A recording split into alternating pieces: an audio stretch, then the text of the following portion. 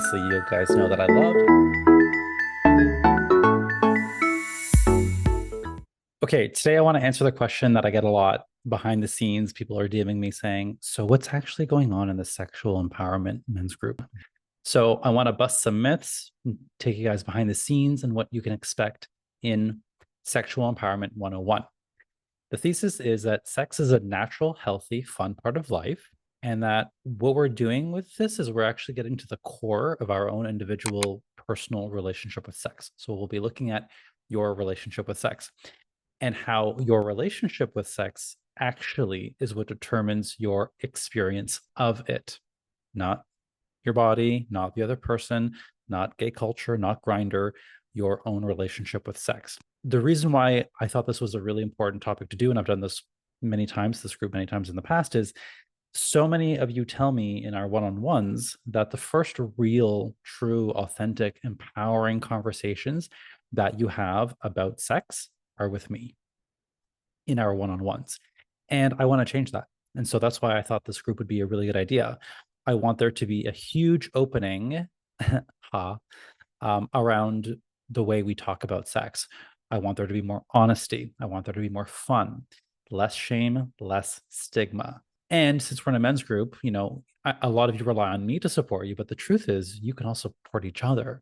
And so I want to offer that space and that container where you're able to do that in a way that's safe and inclusive and also, yes, fun. So we want people to be more authentic, and we're going to encourage you to be vulnerable when we're talking about it. My belief is that there's absolutely nothing shameful or secretive or dirty or terrible about sex and sexuality. I think it is a beautiful thing. I think it is a natural, wonderful, amazing, fun, pleasureful part of life. And it's part of a very fully filled life, satisfaction. And a lot of people don't have that. I certainly didn't have that. I was raised in a way that it wasn't talked about. It was shameful, secretive, and dirty. All those things. I went to a Catholic school. Need I say more? And a lot of you can relate to that. So what I want to do is really start busting all that up. That did a lot of damage to our relationship with sex, and so this group is really about undoing that damage. I've been coaching on this topic one-on-one with you guys for many, many years, and it amazes me that there are so many fundamental things that we all have in common on this topic, regardless of age, regardless of background, regardless of how much or how little experience you have. So many of us have the experience of being ashamed of your desires, ashamed of your experiences or lack thereof, ashamed of your past sexual experiences or lack thereof.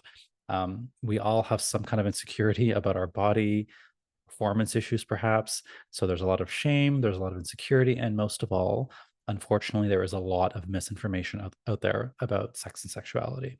So the goal here, again, is to do things a bit differently. We're going to shine a light on all of this, first of all, and then we're going to have a more empowering relationship with sex. Again, that is the thesis of this whole thing, is your relationship with sex. We're going to take it from something that maybe is a bit more insecure and a bit stigmatized and a bit secretive or just unknown, and just give you a lot more power back, give you your authority back around your relationship with sex.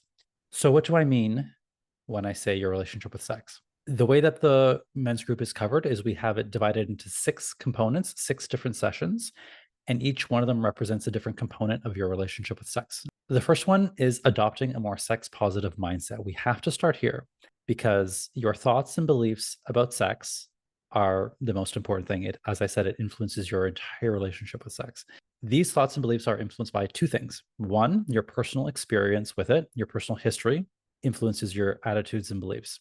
The second thing is the overall socio-cultural attitudes about sex that you grew up with, that we all grew up with, in the world, and that you grew up with in your particular family.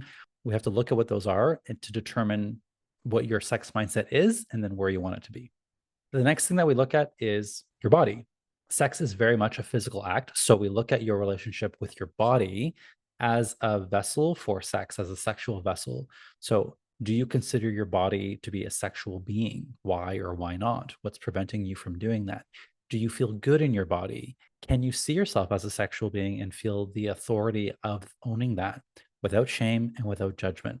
And that doesn't mean your body needs to look any different than it does. Okay. Your body can be a sexual being in its full authority, just as it is. So we'll talk about specifically your relationship with your body.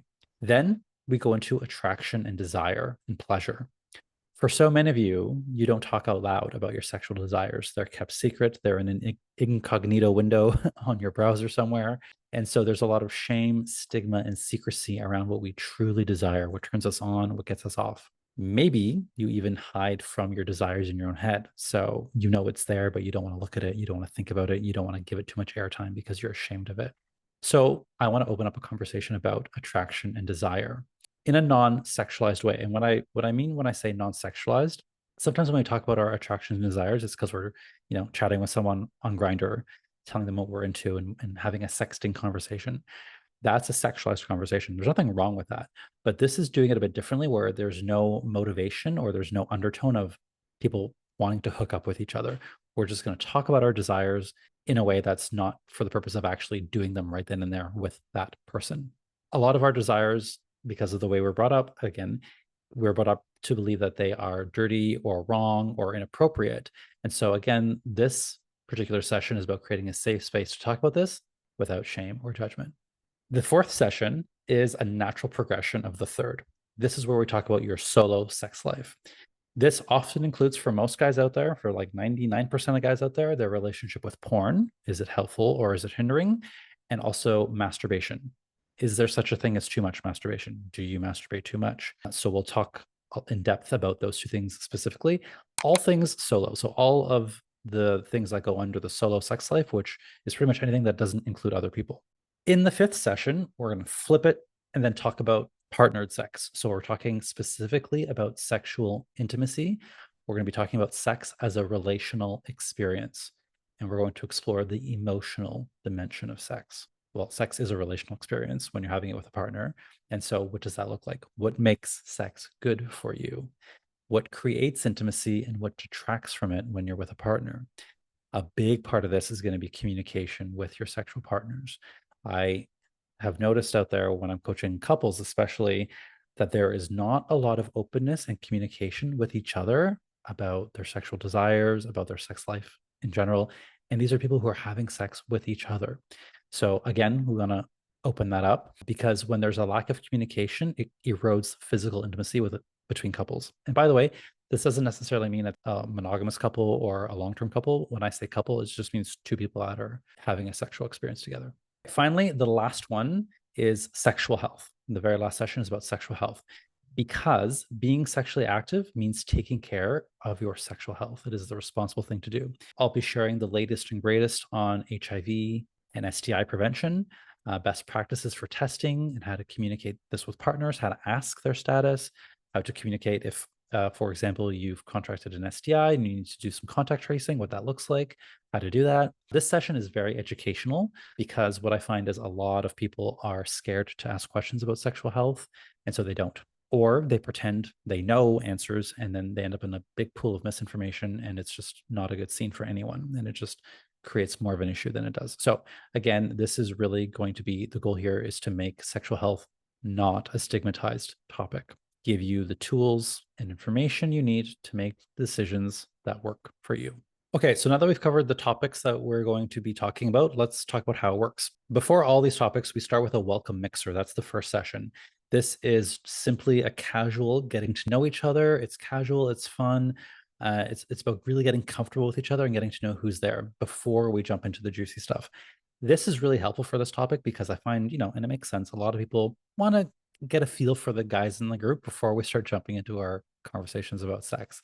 So that's why it's there. This one is, I would say, the most important one because you really want to know the people in your group and start developing a bit of intimacy and connection with them before we jump in. Then we'll go into each of the 6 different topics that I just talked about. After that, then there are ways that we can keep in contact with each other after the group is done. We can talk about that later. A big question I get on this is who's going to be there? I know one of the biggest obstacles to joining a men's group is you don't know who's going to be there. And so you're a little bit scared. And so you want to know, are there going to be people like me? What's the vibe like? What's the crowd, right? And that tends to get people jumbled up in their mind about joining. So I will tell you this. I've run this group many times in the past. I think for the last 2 years now, I've been doing it. And there are men from all different age ranges. So I think the youngest we had was in his early 20s, and the eldest we've had so far has been in his late 70s. They're from all over the world. Some people have not had any sex at all, and some have had lots of sex with lots of people and lots of types of sex, and they enjoy it. And other people are maybe more scared and unsure about what they like, or they're questioning. The guys who are in the group are either identify as gay, bi, or questioning, but either way, they have sex with men or want to have sex with men. The guys who join sometimes are single, sometimes dating, sometimes in a long-term relationship, open relationships, a little bit of everything.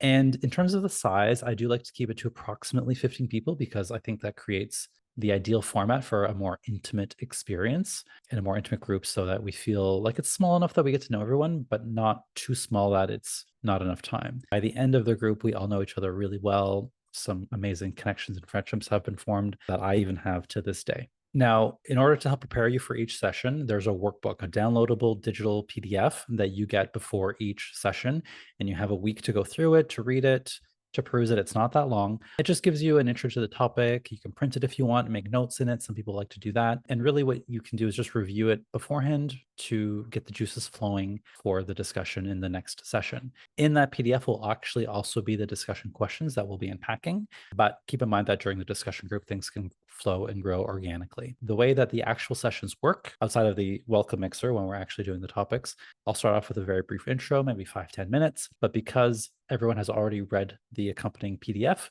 we can just jump right into the topic with a group discussion. It can be a main group discussion with everyone in the room. Sometimes I can do breakout rooms if we have little subtopics that we want to talk about. Sometimes we have fun activities that we do that are kind of meant to spice things up a bit. And then other times we can have guest speakers. It really depends on the nature of the group, that particular cohort. Okay, I think I've covered all the main questions I get about this.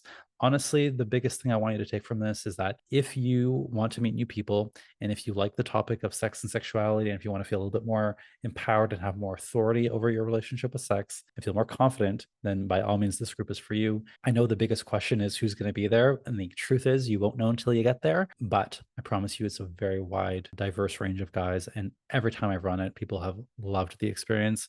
It has been transformative for many relationships and for many people's confidence. And keep this in mind, guys, it's not just about sex. When we're talking about sex, we're really growing more confident in our entire lives altogether. And we're just using sex as the conduit to get there. If you guys have any more questions about this, please email me at michael@wellismo.com or check out my website, www.wellismo.com. Thank you guys, and I hope to see you there. Be well.